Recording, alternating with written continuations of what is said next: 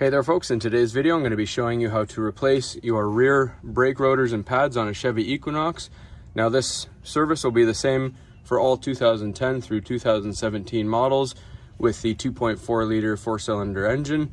So first thing you want to do obviously is jack up the car and chock it safely and remove your wheel. We've already done that ahead of time. Alright, so now with our wheel off, we're going to remove our two caliper mounting bolts right here. So they're both 14 mil. Now because of the way the brake line sits, you may want to use a crescent wrench instead. Makes it a little easier to get access to this. So we're just going to set some vice grips onto this bolt right here. I've already gone ahead and pre-loosened it. Then take your crescent wrench and loosen it. Same with this side here. Alright, so now with those bolts off, this caliper will actually come right off. And we're just going to set it back here. Make sure you don't kink your brake line in the process.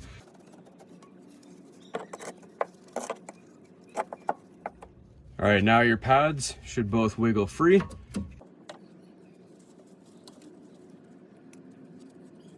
Now I'm going to remove my hardware clips. Alright, so now we need to remove our caliper mounting bracket right here. To do so, we're going to take off these two bolts right here with a 15 mil socket.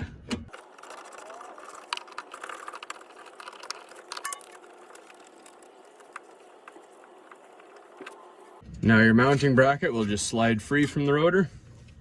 Alright, so now the only thing holding this rotor on here is this Torx number 30 screw. We're just going to remove that quickly.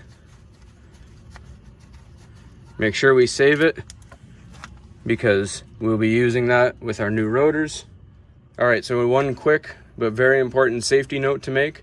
Traditionally, when you're jacking a car up in the air, you need to apply your parking brake. However, since we're working on the rear brakes, which is where the parking brakes are located, we actually need to disengage that brake to be able to get this rotor free. So make sure before you do this that your vehicle is chocked safely, you're on even ground, and just double clarify before releasing that brake that it's not going to roll away. Once you've confirmed the safety of this, we're just going to take a rubber mallet and start hitting it and slowly rotating it around to get it off.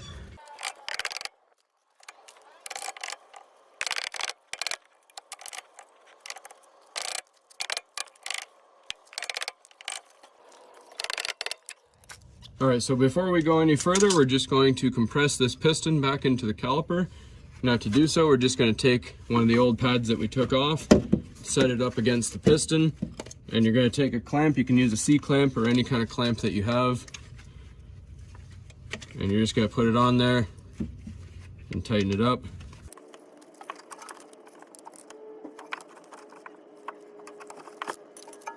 Alright, so now that that's compressed, we're just going to set that back again.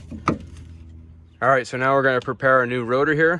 Before we put it on, we're just going to take this rubber seal right here, pop it off with some needle nose pliers, and put it in the matching hole on your new ones. Just like that, and then we're ready to mount this. Alright, so now to mount our new rotor on here, you're just going to take your retaining bolt hole right here and line it up with the hole on your rotor. And you're going to need to use the hammer on this and just hit with a rubber mallet around this hub part, not on the disc, just to manipulate it back into place.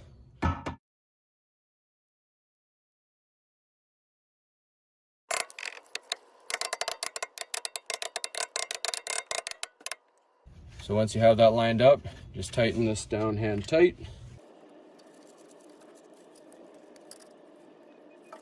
Alright, so now we're going to remove all the rust and brake dust off our caliper mounting bracket right here.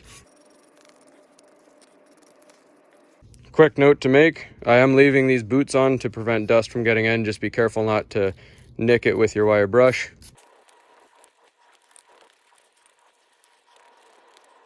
Then we're going to apply some brake lubricant just on where we put our hardware on these bumps here and right here, just to prevent future rusting and swelling.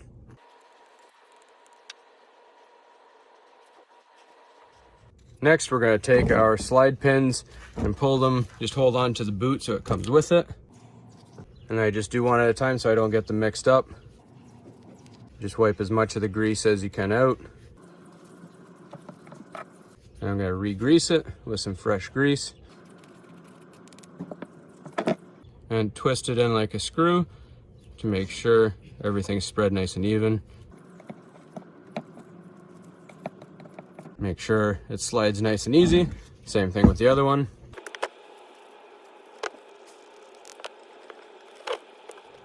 All right, now we put our caliper mounting bracket back on. There is only one way it goes. If you forgot, just make sure your boots and your slider pins are facing the inside of the vehicle. And we're just going to line it up and put our bolts in. We're going to torque these ones down to 92 foot-pounds of torque.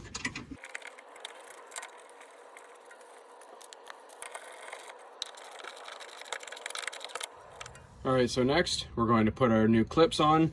If you do have new clips, try to put them on. However, the company I bought these brakes off of sent me the wrong clips, so I just cleaned up mine. And we just put them on the same way that we took them off until they click. Just like that. Make sure they're centered between the rotor. They're not cutting into the rotor or anything, then you're good to go. All right, so now we're going to put on our brand new pads. Now, if you look at them, one has a tab on here and one does not. This is a wear indicator. It'll squeal when your brakes get low. That's going to go at the back. So you're going to follow the curve. There is only one way it goes in, but your curve will follow the rotors. Just like that. Next, you take your caliper carefully, slide it back into place. Line up your bolts, tighten these to 20 foot-pounds of torque.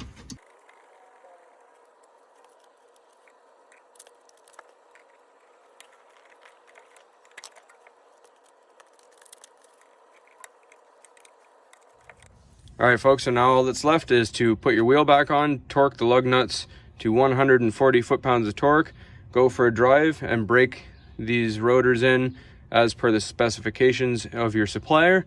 And then that's all there is to it. After a little while, retorque your lug nuts and then you're good to go. Hopefully you found this helpful, and as always, please don't forget to like and subscribe.